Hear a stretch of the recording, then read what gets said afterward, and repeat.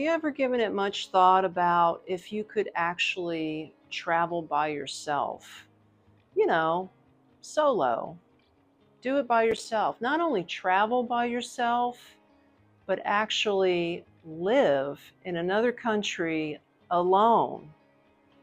That's what our discussion is going to be about today, and what type of personality you are if this is something that you're considering doing, moving to Cambodia. So let's have a seat. We'll have a chat, okay? And hey, don't worry, he's not real, okay? No, that is a fake, what do you call, gecko on the wall. So even though they do grow them big out here in Cambodia, but you won't see this guy in a high-rise building in the middle of a city. Just saying. So yeah, I mean, this brings the discussion, and I've often thought about it myself. You know, back in the day, and this was years in the making before I even decided to travel. But, my husband passed away. I raised two kids on my own. And while I was raising my last one, my son, waiting for him to turn of age so that I could travel, I had a plan. I was like, this is what I've always wanted to do with my life. I want to get out in the world. I want to see what's going on. And I really want to know the truth. I want to know the truth. How do people actually live in other parts of the world? Not what my American government is telling me, because it's so full of, I hate to say it, but lies, okay? Propaganda. Maybe there's some element of truth in some things, but I think most of the time it's not. And now that I have already traveled 2.5 years alone by myself in various different countries around the world, I can personally attest that most of the things you hear on TV are not true about these countries, especially Cambodia. So let's get back to the topic. I want to ask you this question first, okay? We'll take a sip of this water. Are you the type of person that cannot go to a restaurant by themselves and actually sit down and have a meal surrounded by people by yourself? I'm not talking about a little cafe somewhere hidden in the woods somewhere, but I'm talking about you're out and about, you're hungry, you roll up on Olive Garden or, I don't know, Ponderosa, whoever they got now in the United States. Who's big now? I don't know. I haven't been there in a while, other than my last little quick trip. But yeah, you roll up, you say table for one, you get a booth or a little table, and you order a meal and you enjoy it, right? If you're the type of person that can't do that, then you will not be the type of person that can travel alone, let alone move to a whole nother country by yourself. So it's something you definitely have to consider, okay? Now, me personally, again, like I said, being a widow, raising the kids, I dated a little bit, but nothing big. Nothing led to a relationship. I wasn't looking to get married again. I think, I just had other priorities, and I still do. So being by myself, doing things by myself just sort of came second nature. I mean, I've always been that way. I can go to the grocery store. I can go to the mall. I can go anywhere. I can go out to eat by myself. In fact, back in the day, I don't do it now, but I used to go to the bars by myself. Not to meet a guy, but to literally just sit down and have a drink, okay? And maybe listen to a band and not be bothered with any of that, let me try to see if I can get a dude. No, I wasn't into that. So yeah, so that's the personality you got to ask yourself. If I can do this by myself. Now, here's the second thing that you got to ask yourself. If the answer is yes, you're probably thinking, yeah, well, I'm already living alone in the United States, right? I'm already by myself. I don't like people, okay? I hate people. I don't want to be near people. I'm already doing all of this stuff by myself. So, yeah, I could probably travel by myself. I could probably live in Cambodia by myself. Well, here's question two. Are you willing and can you sell everything you own?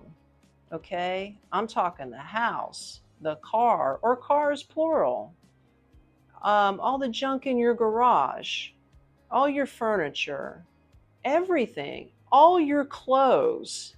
Okay, and if you got a pet, you're probably going to have to let go of that too. Sorry to say, but it's not really easy bringing pets overseas. In fact, it could be very expensive. But let's say you're willing to let it all go and only leave with what's on your back or in a rolly little luggage bag and some cash in your bank. If you can answer yes to that, then you can do what I'm doing, living in Cambodia. But if you can't answer yes to that, then this is not for you. Hey, if you're enjoying this type of content and you'd like to support me and the channel, I now have a way for you to do it. Why don't you buy me a cup of coffee? Click the link below in the video description or scan the QR code. Either way, it works and it's much appreciated. Thank you. And now back to the video. Out, okay? I'm sorry. I know how people love their fur babies back in the States, but you know, in Cambodia, it's a whole different ball game when it comes to pets. But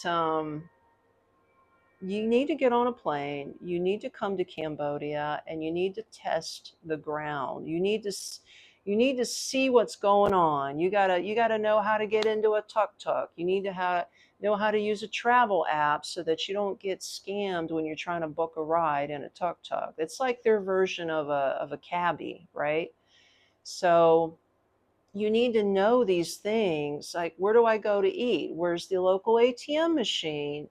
Where can I get groceries? Maybe I want some Western food. Is there any Western food? I don't know. These things you're not going to find out online. I mean, yeah, Chat GPT might say, yeah, there are some Burger Kings in Cambodia. But I mean, honestly, I've only found one and it's not even near me. Okay. So if you're relying on Burger King, you're in trouble. So the other thing is, I'm looking at a train just going by. That's pretty cool. The other thing is, let's say you do the boots on the ground. You've done your research. You say to yourself, this place is really cool. Not only is it cool, but it is actually cheap. Like, I could see myself living out here.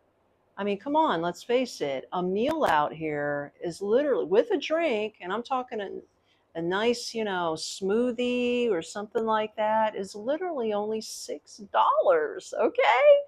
I have, everywhere I've gone, whether I've been in the mall, whether I've been near the tourist area, near the river, whether I've been somewhere deep in town, I've only paid $6 for a meal. That seems to be the going rate out here. And like I said, you can get a cabbie ride, which is their tuk-tuk, and 30-minute drive across town will only cost you $1.75. Can you get an Uber in the United States for $1.75 for 30 minutes? I don't think so. Now, grant you, the country is cheap to us Americans because it's based off their currency. Okay. Now, they do accept US currency, believe it or not. They actually accept the US dollar as a form of currency that they will take in exchange for you for goods and services. And they also accept reals, which is their currency. Now, get this, the exchange rate here in Cambodia is 4,000 reals, their money, to $1.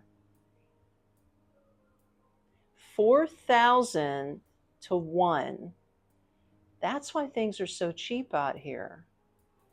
So the third thing I want to say, let's say, again, this is for you. You're damn determined to get out here, okay? And you want to leverage geo arbitrage in your favor so that you can save money finally, okay? I know how it is in the United States. I grew up there. I live there. I know. I raised my kids there. I know how expensive it is right now because I was just there a month ago for around the holidays to visit my grown children, and like I couldn't believe that a regular single hamburger with fries and a Coke at McDonald's went up to $15, and that's in Orlando. I could even imagine what it would cost anywhere else in the United States. So I feel for my kids, and I wish I could get them the hell out of there too. But, again, the third reason that you need to think about before you book a ticket and make a commitment to go to Cambodia is that you have to have money, okay? You got to have, in my honest opinion, you better have at least $3,000 cash in the bank before you even get here. Let's face it, you're going to need a place to live, you're going to need money, and you got to be able to get around, okay? And you might need to buy clothes.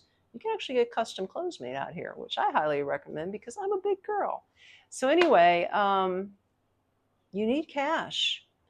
And you need passive income. You've got to have some kind of stream of US dollar income coming into your account every month to support you, okay?